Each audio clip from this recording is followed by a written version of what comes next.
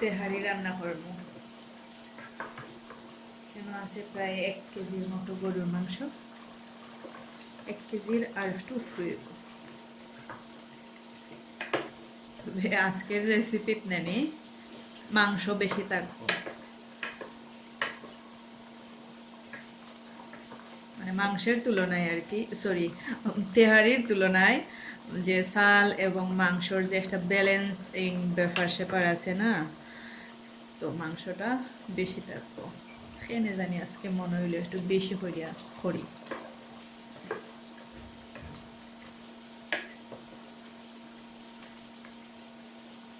মাংস বালা করিয়া ইস্ত হইব।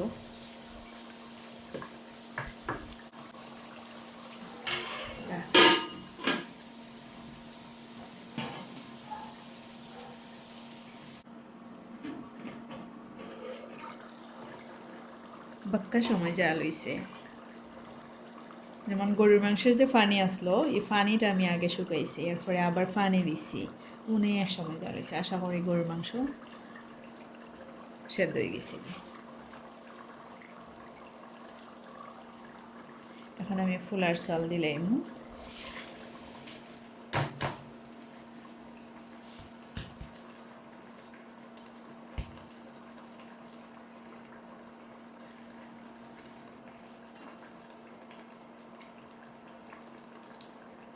সেই সাথে সামান্য একটু গাজর কুচিয়ে দিলাম, একটু ভাইব মজাও লাগবো।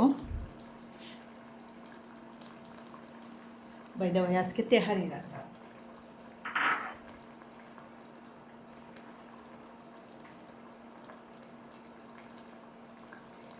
এখন হয়েছে কিছু কাঁচামরিচ, নাও একটু লাড়াচাড়া দিলেই মতো।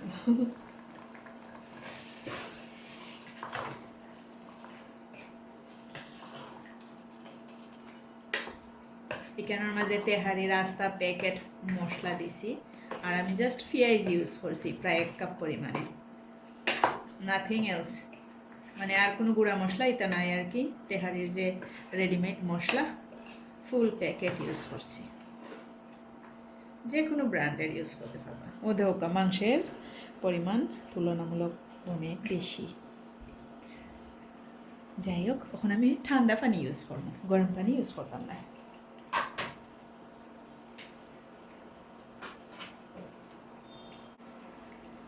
আচ্ছা, আমি ঠান্ডা পানি ইউজ করলাম। আপনারা গরম পানিও ইউজ করতে পারেন, তাতে করে কোনো সমস্যা নেই। ওকে,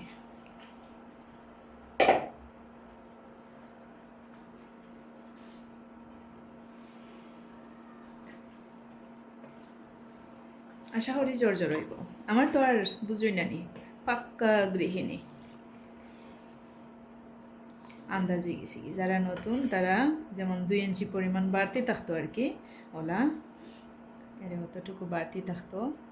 পানি ঠিকও পরিমাণে নেবা, আমি কোনো সময় মাপজুপ করি অবশ্য দেই না।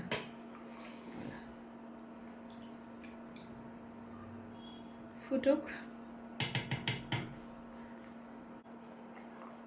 ফুটাইলে একটু নাড়াচাড়া দিন। খার কিলান রোজা যারা আমার রেসিপি দেখুন, আশা করি তারা জানুন আমি সিলেট থেকে রেসিপি করি। সেই কোন জায়গা থেকে আমার রেসিপি দেখুন অবশ্যই কমেন্টস করে জানাইবা।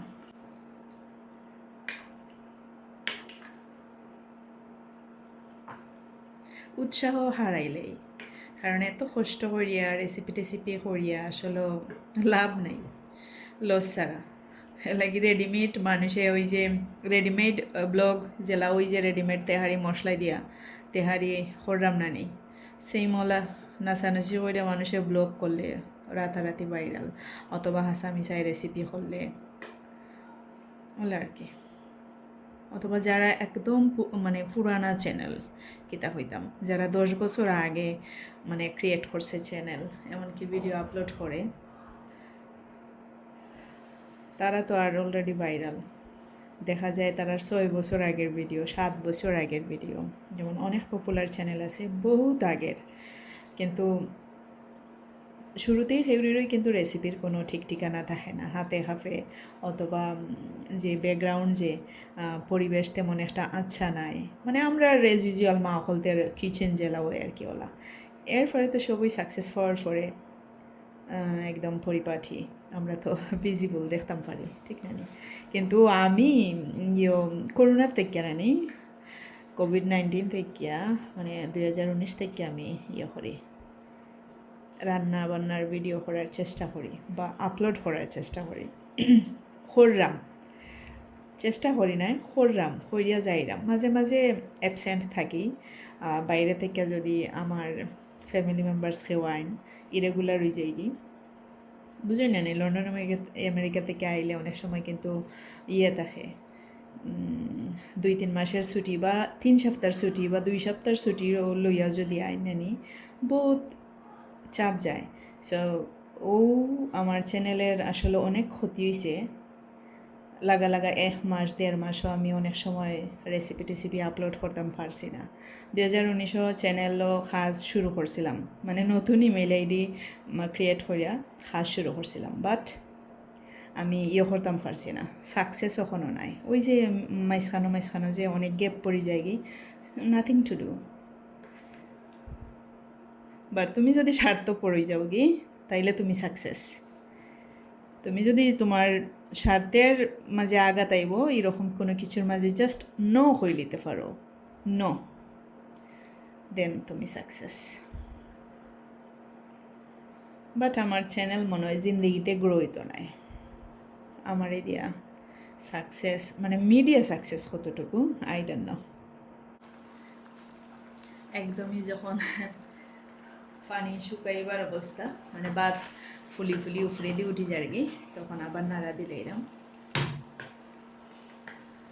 আর যেহেতু ইফতারের লাগে নানি, সব মাংস যথেষ্ট সফট, প্লাস ওই যে পোলাও জোরজোড়া হইলেও মোটামুটি সফট করার চেষ্টা করব, দেখি।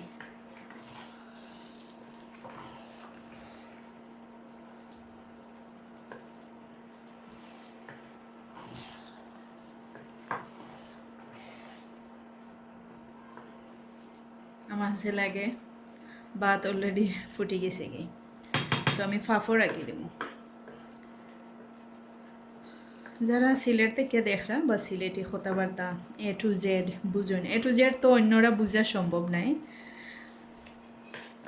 তো আমি বুঝাইতাম চাইলাম যারা সিলেটি বুঝুন বা যারা সিলেটি তারা ওই আমার মাত বুঝতে পারবা, আদারওয়াইজ খুব বেশি একটা বুঝতে পারতা না।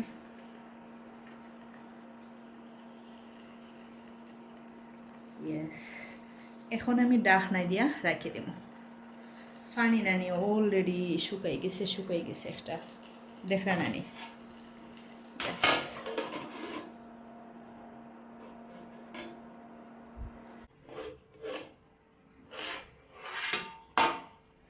ও দেখো কা একদম মোটামুটি জোর হইব। দেখি লড়াই দিয়া নরম হইলে তো আমার কোনো সমস্যা না, আরো বালা না, পারফেক্ট আলহামদুলিল্লাহ।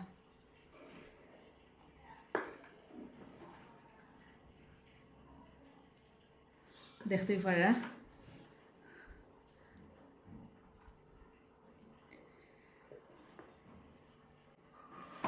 নিচে না নি একটুকু লাগছে না, একদম পারফেক্ট হয়েছে। তবে আবারও কইরাম যারা নতুন নানি তারা পানি বুঝা শুনিয়া দিবা।